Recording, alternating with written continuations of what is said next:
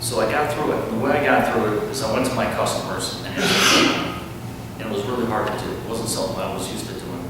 And I'm going to create this construct of how I solve the problem. So I got through that, and the business really took off, and I made a lot of money. And right during this whole process, I sold the business. Never planned on selling it. And I really kind of stopped coming to church. I came to 8 o'clock. This was about 2008. Okay, stopped coming to church. Kind of stopped from doing everything that was making sense. I was, ushering was rich, and that thing wasn't working out. I mean, that was working out between me and you. working the 10 o'clock service, and the ushering wasn't working out because Jane said, you sold the company, now we're going to go to 8 o'clock and get all this family stuff.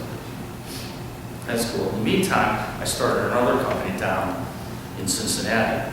The reason I started this company in Cincinnati was I wanted to replicate what I had done so successfully and figured out up here in Chesterfield with all these great Michigan employees down in Ohio, because this company, all these companies that were selling these air conditioners were so bad at it. They just couldn't do a good job. And I thought, I'm this really successful businessman. I got all this money. I figured all these problems out. I know everything in the world about business. I'm going to start this company, and we're going to just do great. We're going to make so much money.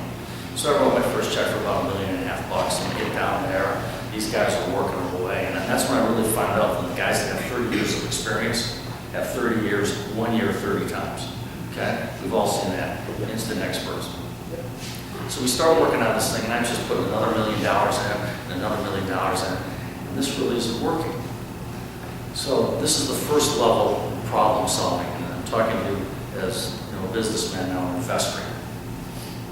I'd go down there, and there was this guy, Joey, 30 years in the engineering department at other companies, and I'm going to try to build a company that does things that are better than everybody else. So I said, Joey, I just don't understand why all the tubing in these air conditioners are all different. He said, well, it's because all the parts aren't in the same places on all the air conditioners. I said, okay, well, my vision is that all the tubes and everything look exactly the same. And then all the tubes should come off a CNC tube vendor, and then they should be identical. He said, well, we could never do that. It's never been done in this industry. Nobody can do it because we're building all this stuff by hand. I said, well, why are we building it all by hand? He says, well, because we don't have the CAD drawings that would allow the parts to all be in the same place. I said, well, if we have the CAD drawings that allow the parts all to be in the same place, could we make them all the same? Yeah, the only problem with that is the vendors who make all the parts can't make all the parts the same, even if the drawings are good. I said, well, can't we find some vendors that are pretty good at making the parts to the drawings? And can't we get better at our drawings? He goes, yeah, we can do that, but it's never worked. And I said, well, I think I got an idea. We're going to spend $100,000 on new CAD software and training and all that stuff. We're going to find some vendors, and I can buy a CNC2 vendor. He goes, it'll never work. I said, now you're working for me, and you're telling something that won't work. He said, yeah, it's never going to work. It's not done this way in this industry. You don't know this business. I said, well, I'll just put $3 million of my money into this thing. It's got to work. He said, it's not going to work. So you've got to be kidding me. So for a year, all I did is get everything together. It worked really well. The tubes all lined up. The parts came in. All the holes lined up. We didn't have to drill assembly more. It was perfect. You know what I did? I went over and took Joey and showed him all this stuff. I said, look what we did here. And then I fired him. Okay, that's good and that's bad. It was a very unchristian thing to do, but he was like an infection in there. His attitude was so bad that anything we tried to do, he would block us in every corner because it couldn't be done. It wasn't the right way. He did not believe in standards. Okay, I brought one of my mechanical engineering books here to show you.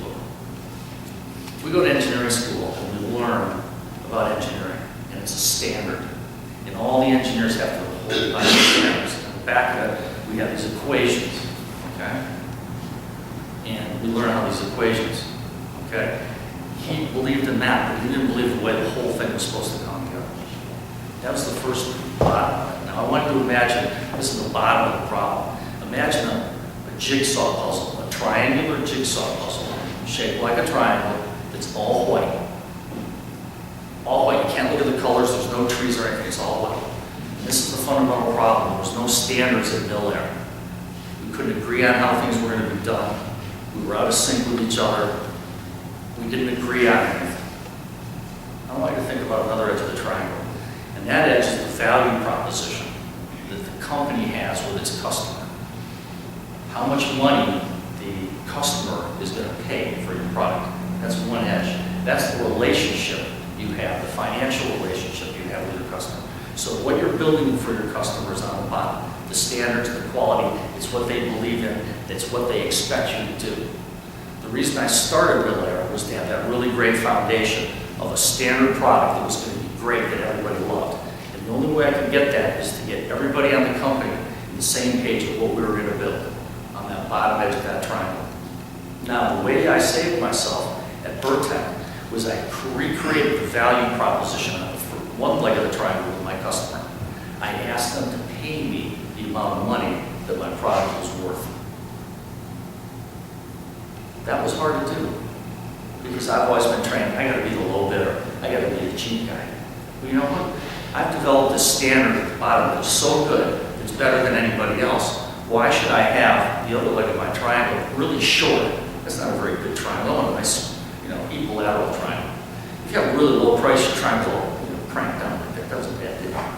That was really hard for me to do, to create that, to lengthen that triangle. Because Lockheed Martin says, why are you charging so much money? He said, because look at that bottom edge of that triangle. It's really good.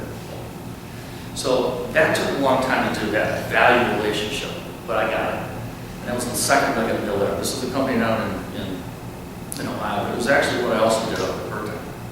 And we got a third leg of the triangle. That's the actual company that's going to produce all that stuff, okay? So here's what you're building on the bottom. You have your value proposition here. Now you have to have a structure, buildings, people, things like that, to make that third leg of the triangle. That's what we have to have, the third leg of the triangle. So that has to all function, and you build it from there. Then you have specialists. You have people that are really good at the different things. You have people along the bottom that are engineers, people that control the quality. You have salespeople that are along the side that control that value relationship. And on the other side, you have all these overhead things, people that run the company for you. Every one of those have to be in harmony. Now, I think you can see where we're going with the evaluation analogy of the church. We have standards here. These are our standards. These are the standards that we live by. Father Kelly is our teacher of these standards. Like I had to teach Joey the hard way, Father Kelly is here to teach us about this and lead us in these standards. We have to be together on these standards.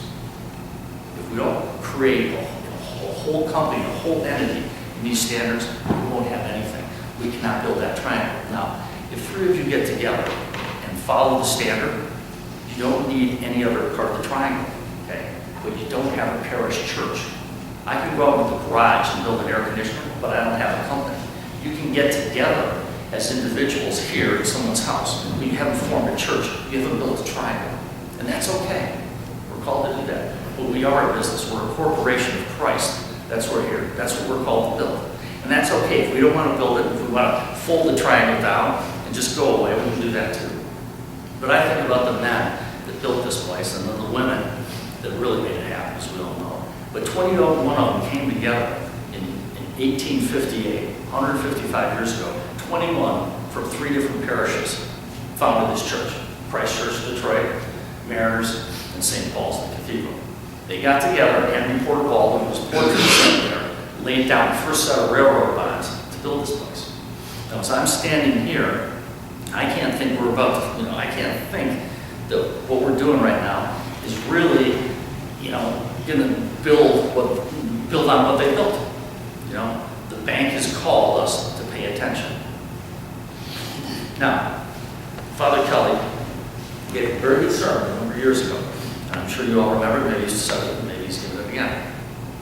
And it was about a man who was standing in front of God, who was before him and got some white hair. He goes, well, I drowned in a flood. And he goes, well, what happened? The man said, well, there was a guy that came by and I was actually listening to the radio, and the radio said there was a flood coming, you need to do something about it. And of course he didn't do anything. And then the police car came by and said there was a flood coming, he didn't do anything about it. And then the helicopter came by, it was on the roof of the house, he didn't do anything about it, he drowned. That's what's happening to us right now at St. John's. We have warnings. Okay? We just went through a really bad financial thing in our country. There were warnings out there, and we weren't paying attention to that. There was a lot of people, not a lot of people, there was a few people that made a lot of money on the stock market